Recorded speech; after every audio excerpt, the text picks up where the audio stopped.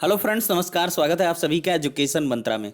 देखिए क्या है कि आवेदन की अंतिम तिथि तक अर्हता होनी चाहिए, इस विषय को लेकर एक बहुत व्यापक स्तर पर विरोध चल रहा है ऐसे अभ्यर्थियों के द्वारा जिन्होंने अर्हताएं पूर्ण कर ली थी उनके द्वारा। और विरोध किया जा रहा है कि ऐसे उत्तीर्ण अभ्यर्थियों को बाहर का रास्ता दिखाया जाए। इसके लिए संबंधित सचिव बेसिक शिक्षा परिषद प्रयागराज में कई सारे ज्ञापन भी दिए गए और कई जगह ट्विटर सब जगह पर यह मामला चलाया जा रहा है। तो ऐसे में क्या है कि अर्हता तिथि आवेदन की जो अंतिम तिथि होती है ये क्या कुछ है, इसके संबंध में बहुत सारे कन्फ्यूजन है।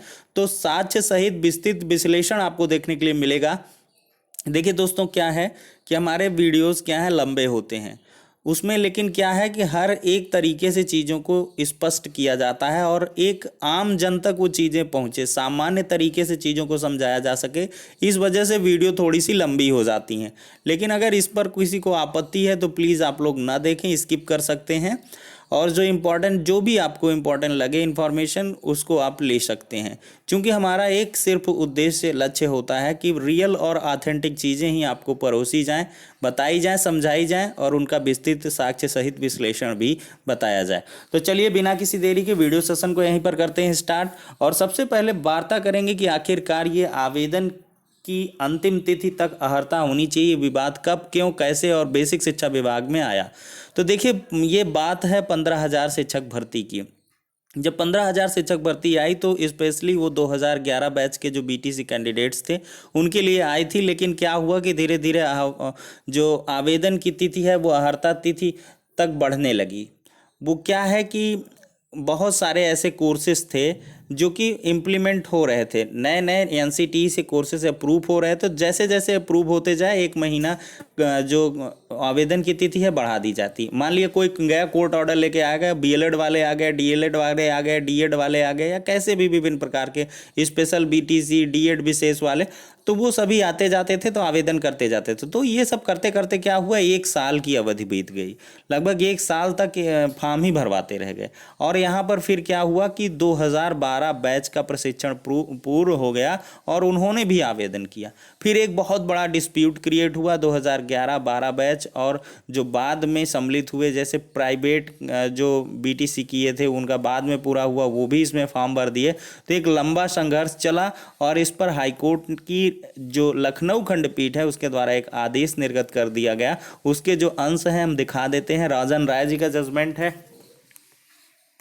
देखिए साफ साफ इसमें लिखा है SS 326/2016 Mahendra Pratap Singh and others. इस ऑर्डर को हमारे टेलीग्राम चैनल में आप ले सकते हैं, वहां पर हम इसकी PDF डाल देंगे। देखिए having said so in the end it is necessary to provide that the principal secretary education shall ensure that in future the selection process is initiated after a proper study of relevant rules and law on the subject, and situations such as the one which has arisen in this case shall not be allowed to occur, and if it does then personal liability of the concerned officials shall be fixed in the matter so as to the preserve the sanctity and certainty attached to such recruitment process। यानी कि principal secretary basic education को ensure किया गया था कि further जो future में selection process initiate हो तो एक प्रॉपर स्टडी की जाए रिलेवेंट रूल्स की, लॉ की, और इस प्रकार की सिचुएशन बार बार से ना आए। और ये पर्सनल व्यक्तिगत लाइबिलिटी बनती है कंसर्न्ड ऑफिशियल्स की, संबंधित अधिकारियों की, कि वो एक जो है कट ऑफ डेट फिक्स करें। After the present selection process is over the appointment has been made of the cell look into the entire exercise and assertion the faults of the part of the authorities so as to issue relevant guidelines and if necessary to make necessary amendments in the relevant rules in to incorporate a fair and reasonable procedure therein to ensure a proper and fair selection। जज साहब ने साफ साफ कहा कि कोई भी स्पष्ट नियम नहीं है नियमावली में, तो इसके लिए नेसेसरी अगर अमेंडमेंट्स भी किए जाएं तो वो कर लिए जाएं। It shall be ensured that in future selection the date on which the eligibility is to be determined is specifically sorry थोड़ा सा टंग लिपसिंग है, स्पेसिफिकली मतलब स्पेशली इस मैटर पर स्पेसिफिक रूप से फिक्स की जाए and not left to unforeseen circumstances as have arisen in this case.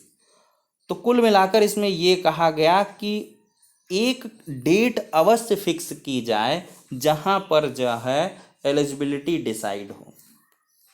लेकिन क्या हुआ, 16/448 शिक्षक भर्ती में 16 जून 2016 का शासनादेश निर्गत किया गया और उसमें इसी आदेश का हवाला लिया गया।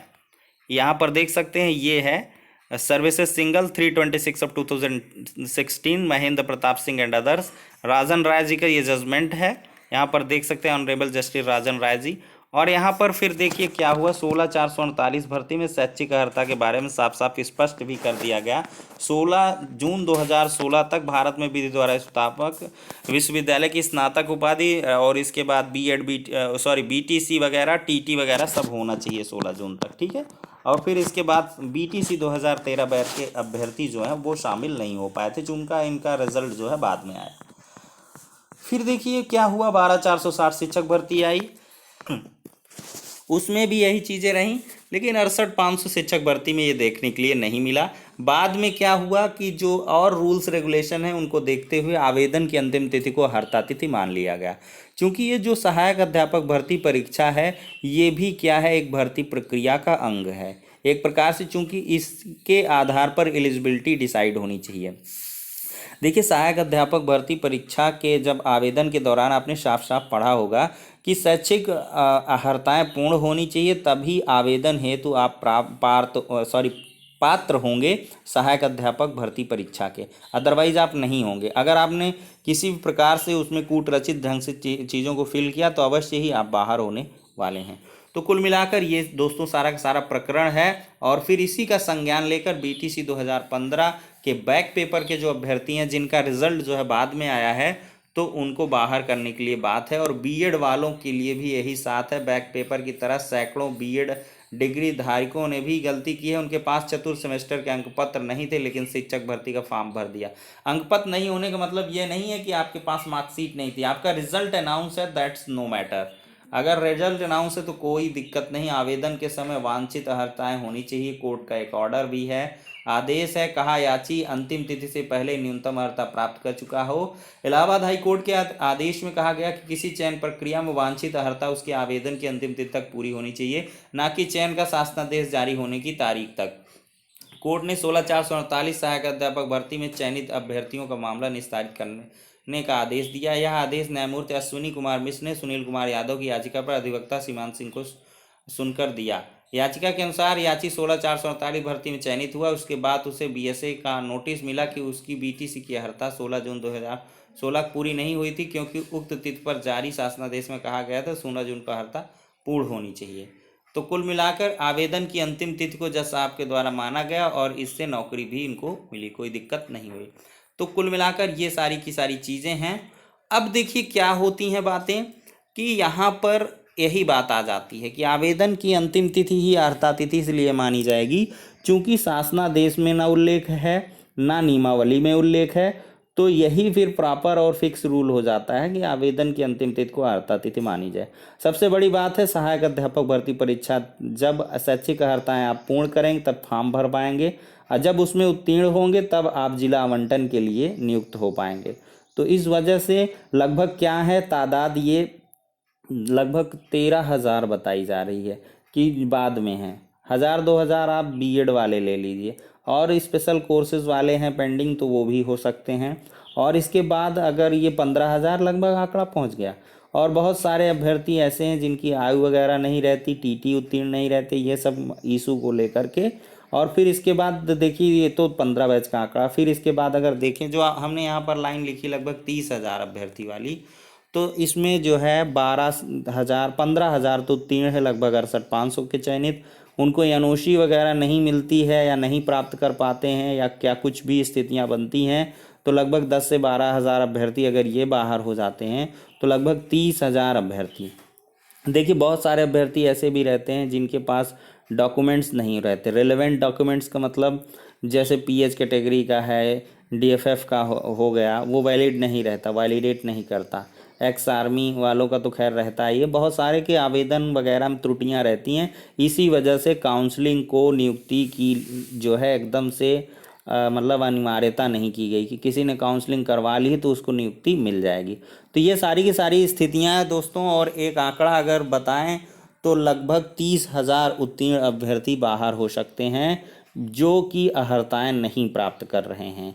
तो एक ये अनुमानित आंकड़ा है। अब देखते हैं अगर ऐसे अभ्यर्थी लगभग 30,000 बाहर हो जाते हैं तो कम गुणांक वालों के जो मौके हैं वो बहुत ज़्यादा बढ़ जाएंगे। और देखिए होना भी चाहिए, जो नॉर्म्स कंडीशंस को फुलफ़िल करे और जो अधिमानी अर्हताओं को, जो भी मतलब शैक्षिक अर्हताएँ हैं उनको तय तिथि तक पूर्ण करे, तभी उनको वैध करार दिया जाएगा और अदरवाइज़ काउंसलिंग में बाहर कर देंगे। और देखिए यहाँ सबसे बड़ी बात है, सबसे बड़ा दारोमदार तो सचिव बेसिक शिक्षा परिषद प्रयागराज के ऊपर है कि विस्तृत गाइडलाइंस जारी करें और उसमें ये तिथि अवश्य ही मेंशन कर दें। स्पेशली एजम्पशन के तहत क्यों अभ्यर्थी लें, कोई शासनादेश की तिथि को मान ले रहा है तो इसको लेकर के एक याचिका भी पड़ चुकी है। ठीक है, वो याचिका 2015 बैच के खिलाफ है, उसमें पूरे 15 बैच को बाहर करने की बात कही गई चूँकि रिजल्ट बाद में आया है। तो ये सारी की सारी जो कन्फ्यूज़न, इनको लेकर के शासन को एकदम से सतर्क रहना चाहिए। और राजन राय जी का जजमेंट भी है कि ऑफिशियल्स की स्पेशल जो है पर्सनल लाइबिलिटी बनती है कि वो इस तिथि को स्पष्ट करें कि कौन सी आवेदन की अंतिम तिथि होगी, क्या वही अर्हता तिथि मानी जाएगी। तो इसके बारे में अभी भी हमें इंतज़ार रहेगा कि सचिव बेसिक शिक्षा परिषद की तरफ से ये चीज़ें की जाएँ, चूँकि इसका विवाद काफ़ी ज़्यादा बढ़ रहा है और बहुत ज़्यादा दिक्कतें भी देखने के लिए मिल रही हैं। फिलहाल के लिए ये सारी की सारी चीज़ें हैं, जजमेंट वगैरह हम आपको वहाँ पर टेलीग्राम चैनल उपलब्ध करवा देंगे, वहाँ से आप आराम से पढ़ सकते हैं। अगर आपको दिक्कत है तो किसी एडवोकेट वगैरह से परामर्श भी ले सकते हैं। तो नेक्स्ट वीडियो में दोस्तों मिलते हैं, तब तक के लिए शुक्रिया, धन्यवाद।